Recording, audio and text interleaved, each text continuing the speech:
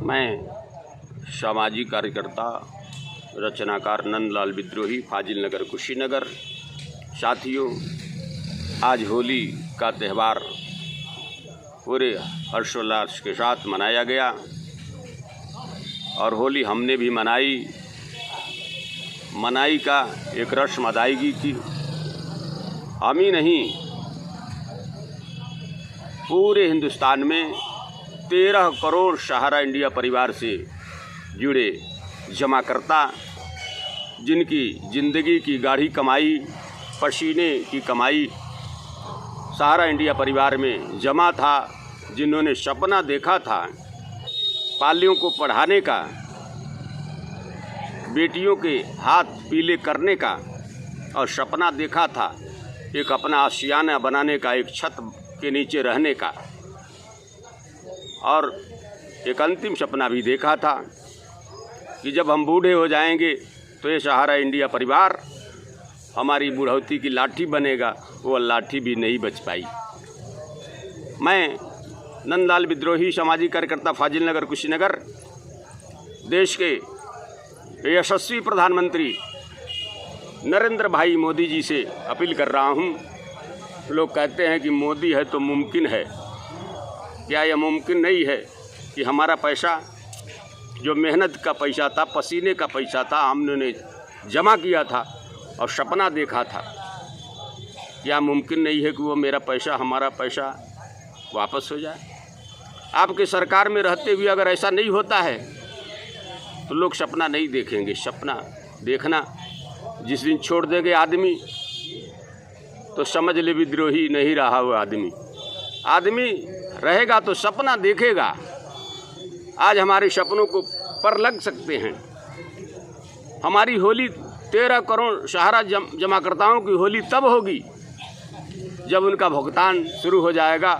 वो अपना पैसा अपने तरीके से खर्च करने का उनको सुख मिलेगा। मैं नंदलाल विद्रोही, माननीय न्यायमूर्ति सर्वोच्च न्यायालय, जो न्याय का अंतिम न्यायालय है, लोग कहते हैं देर है लेकिन अंधेर नहीं है, लेकिन न्यायमूर्ति साहब, मुख्य न्यायाधीश, मैं आपसे अपील करता हूं, अब बहुत देर हो चुकी है। हजारों लोग मर चुके हैं, काल के गाल में समा चुके हैं। उनको तो आपका कानून नहीं जिंदा कर सकता है, लेकिन जो जिंदा हैं, चूँकि आप न्यायमूर्ति हैं, तो निश्चित रूप में हमारे जीते जी अगर न्याय मिल जाता है 13 करोड़ लोगों को, तब तो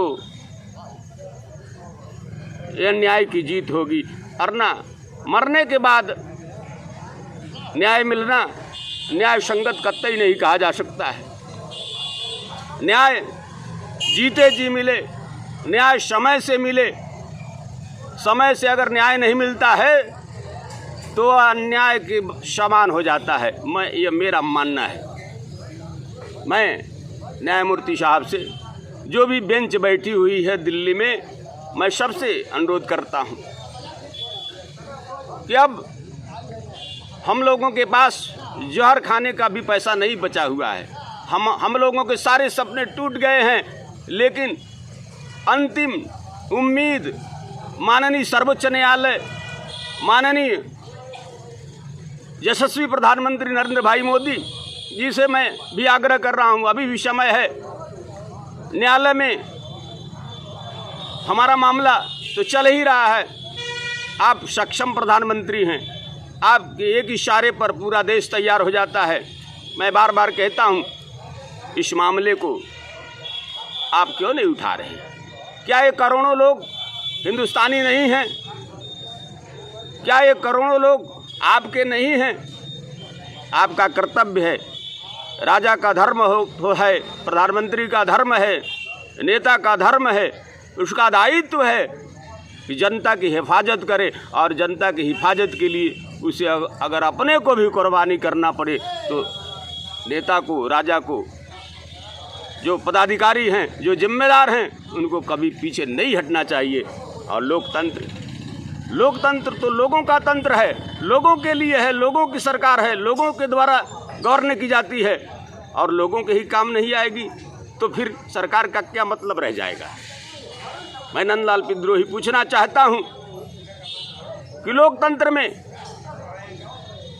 विश्वविद्यालयों में पढ़ाया जाता है कि संप्रभुता जनता में निहित होती है, संप्रभुता संसद में निहित होती है, संप्रभुता न्यायालय में निहित होती है, लेकिन लोकतंत्र में अंतिम रूप से संप्रभुता जनता में निहित होती है। और जनता की इस तरह की दुर्दशा 12 वर्ष से जनता झेल रही है।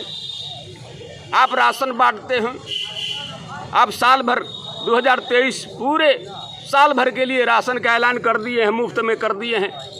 आए 15 करोड़ लोग मर रहे हैं, जहर खाने का पैसा नहीं है, इनका पैसा फंसा हुआ है और जिम्मेदारों ने ही पैसा रखे हुए हैं। क्या आप इसकी व्यवस्था नहीं कर सकते हैं? हमारा पैसा हमें वापस नहीं कर सकते हैं? सेबी के अधिकारी, आपको बता दूं, सेबी के निकम्मे अधिकारी वो समझ नहीं पा रहे हैं। 12 वर्ष से अदालतों के चक्कर काटते काटते जनता का संबल टूट रहा है, जनता का हौसला टूट रहा है। बहुत लोग जहर खा के मर चुके हैं, अब और कितने मरेंगे? मोदी जी, मैं आपसे पूछना चाहता हूं, आप बता दीजिए, जो बचे हैं आप उनको बचाना चाहते हैं? अगर चाहते हैं तो न्यायालय से अलग, न्यायालय को लेकर के कोई बीच का रास्ता निकाल दीजिए। ये आपकी जवाबदेही है, आपकी जिम्मेदारी है, आपका नैतिक दायित्व है, आपका धर्म है। आप लोकतंत्र के राजा हैं, राजा का काम है प्रजा की हिफाजत करना। माना कि ये लोकतंत्र है, अस व्यवस्थाएं अपने अपने अधिकार क्षेत्र में होती हैं, लेकिन एक आतंकी की फांसी के लिए रात में अदालत खुल जाता है। आए करोड़ों लोग मर रहे हैं, क्या दिन में इनका फैसला नहीं आ सकता है? अरे भाई, कुछ करिए। ये 13 करोड़ लोग हैं, ये पैसा बाजार में आएगा, मार्केट में आएगा, लोग अपने तरीके से खरीदारी करेंगे तो विकास का रास्ता आगे बढ़ेगा, विकास अग्रसर होगा, लोगों में खुशहाली आएगी, बाजार में भी सक्रियता आएगी, लोग खरीदेंगे तो सामान बिकेगा और इससे जो है करोड़ों लोगों का फ़ायदा होगा। मैं माननीय प्रधानमंत्री जी, न्यायमूर्ति सर्वोच्च न्यायालय चंद्रचूड़ साहब से, जो कि न्याय के सबसे सर्वोच्च अधिकारी हैं, न्यायमूर्ति हैं, भगवान का रूप होता है न्यायालय, पंच परमेश्वर कहा गया है, तो पंच परमेश्वर वाला फैसला हो जाए वो भी ठीक है, न्यायालय करे वो भी ठीक है, लेकिन तारीखों में 12 वर्ष से लगातार तारीखें मिल रही हैं और तारीख से ये देश नहीं चलेगा। जिंदा लोगों पर लोग जिंदा रहेंगे, हम जिंदा रहेंगे तभी आप हमारे पर हुकूमत करेंगे। आपको सोचना पड़ेगा, अब वक्त नहीं है। लोगों का धैर्य धराशायी हो रहा है, सपने टूट रहे हैं, अपने रूठ रहे हैं, दवा के अभाव में लोग मर रहे हैं। पैसा मिल जाता, उनका क्या गुनाह है? आप बता दीजिए। जहाँ तक सुब्रत राय की बात है, उस व्यक्ति ने छोटी सी पूंजी में पूरे हिंदुस्तान ही नहीं पूरी दुनिया में साम्राज्य कायम किया, लोगों को रोजी रोटी दिया, लाखों नौजवानों को रोजगार दिया। यही उसने गुनाह किया। आपके अधिकारी, ये सेबी के निकम्मे अधिकारी समझ नहीं पाए, न जाने किससे बदला लेना चाह रहे हैं। सुब्रत राय का क्या आप करेंगे आप जानिए, लेकिन करोड़ों लोगों को कष्ट देना यही लोकतंत्र है। लोगों की समस्या का समाधान न हो, लोगों का कानून से विश्वास उठ जाए, लोगों का संविधान से विश्वास उठ जाए, तो फिर लोगों को सोचना पड़ेगा। आप जहाँ तक चुनाव की बात है, आप मुफ्त में राशन दे रहे हैं, अच्छी बात है, लेकिन हमारा पैसा मिल जाए, इसके लिए आपको प्रयास करना चाहिए। करोड़ों लोग हैं, केवल वोट की राजनीति करना बंद करिए। अगर करना ही है तो 13 करोड़ हम लोग का भुगतान देना है, आपको अपने घर से नहीं देना है, हमारा ही पैसा हमें वापस करना है। आखिर ऐसा क्यों हो रहा है? ये हमारे साथ अन्याय कब तक होता रहेगा? जान लीजिए, हमारी बात को नोट कर लीजिए। अन्याय बहुत बढ़ेगा, लोगों का विश्वास टूटेगा, तो फिर विश्वास की बहाली करना आपके बस की बात नहीं होगी, कानून के बस की बात नहीं होगी। लोग हैं, लोग से देश बनता है। अगर लोग हैं तभी हमारा हिंदुस्तान है। हम हैं तो कानून है, हम हैं तो संविधान है। हम ही नहीं रहेंगे तो न कोई कानून को मानेगा, न कोई संविधान को मानेगा, और हुकूमत आप किस पर करेंगे। मैं नंदलाल विद्रोही सामाजिक कार्यकर्ता आपसे पुनः निवेदन करता हूँ, जो भी जिम्मेदार लोग हैं, पूरा हिंदुस्तान, चाहे वो पक्ष हो चाहे विपक्ष हो, ये 13 करोड़ सहारा जमाकर्ताओं का पैसा वापस होना चाहिए। ये पूरा हिंदुस्तान पूछ रहा है। इनकी निगाहें आप पर हैं, आप अपनी जिम्मेदारी से मुकर नहीं सकते। ये 13 करोड़ लोग जिस दिन सड़क पर आ जाएंगे तब क्या होगा, आपने सोचा है? 13 करोड़ लोग ठान दें तो आपकी जो है ताजपोशी कर सकते हैं।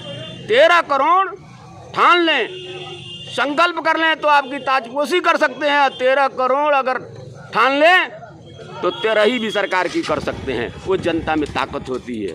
मैं आपसे कहना चाहता हूँ, जितना शीघ्र हो सके सहारा का भुगतान सुनिश्चित हो। लाखों लोग सड़क पर आ गए, बेरोजगार हो गए, उनको काम मिले, लोगों को अपना पैसा वापस हो। इन्हीं सब शब्दों के साथ मैं नंदलाल विद्रोही, फाजिल नगर, मैं चूँकि रचनाकार हूँ, साहित्यकार हूँ, मैं 4 लाइन माननीय मोदी जी को दे रहा हूँ। आप उसे ज़रूर सुनेंगे और गुनेंगे। कौन किसके काम आएगा, कौन किसके काम आएगा, ये बात विद्रोही वक्त बतलाएगा। अब कुछ काम कर लो ऐसा यारों, जो जाने के बाद जमाने को याद आएगा। तो ये अगर यह काम आप कर दिए 13 करोड़ लोग, तो यह लोग आपकी एक इशारे पर जो है पूरा हिंदुस्तान, ये 13 करोड़ लोग जो है, 13 करोड़ लोग, आप सोच लीजिए कितनी बड़ी ताकत है। और ये ताकत आप जैसा भी कहेंगे वैसा करने के लिए हम तैयार हैं, बशर्ते हम लोगों का भुगतान दिलवा दीजिए। 13 करोड़ लोगों, ये अपने ही आपके अपने हैं। आप लोग कहते हैं कि राजनीति जो है जनता के लिए है, जनता के लिए राजनीति की जाती है। राजनीति का अपना धर्म है, वो जनता के लिए है। राजनीति का कर्म है, वो भी जनता के लिए। राजनीति का मतलब जनता मालिक है और जनता सब कुछ है। जो कुछ होगा, संविधान चाहे कानून चाहे जो कुछ भी बना हुआ है, सब जनता के लिए बना हुआ है। और जनता की खुशहाली के लिए आपको हर कदम उठाना पड़ेगा। इन्हीं शब्दों के साथ जय हिंद, जय भारत, जय महात्मा गांधी।